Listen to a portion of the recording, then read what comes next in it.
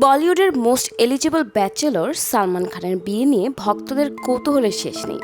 গত কয়েক দশক ধরে একটি প্রশ্নই বারবার ঘুরে ফিরে আসে, ভাইজান বিয়ে করবেন কবে? তবে এবার নিজের বিয়ের জন্য না হলেও পরিবারের নতুন এক সদস্যকে বরণ করে নিতে মেতে উঠেছেন সালমান।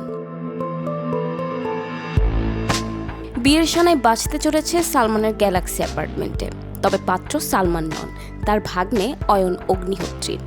সম্প্রতি ৬০ বছরে পা রেখেছেন বলিউড সুলতান। জন্মদিনের জমকালো উদযাপনের রেশ কাটতে না কাটতেই এলো এই খুশির খবর। ভারতীয় গণমাধ্যমের এক প্রতিবেদনে বলা হয়, সালমানের বোন অলভিরা খান অগ্নিহোত্রী ও অতুল অগ্নিহোত্রীর ছেলে অয়ন অগ্নিহোত্রী খুব শিগগিরই বিয়ের পিঁড়িতে বসতে চলেছেন।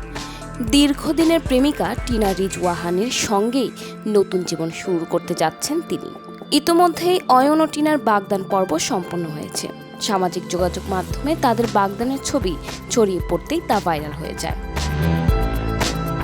নেটিজেনরা নতুন জুটিকে শুভকামনায় ভাসালেও আলোচনার কেন্দ্রবিন্দুতে সেই সালমান খান। ভাগ্নের বিয়ের খবর শুনে ভক্তদের মনে আবারও পুরনো প্রশ্ন জেগেছে, তবে কি সালমান সারা জীবন ব্যাচেলরই থেকে যাবেন? বর্তমানে সালমান খান কঠোর নিরাপত্তার মধ্যেই সময় কাটাচ্ছেন। লরেন্স বিষ্ণুই গ্যাংয়ের হুমকির কারণে তার নিরাপত্তা বাড়ানো হয়েছে কয়েক গুণ।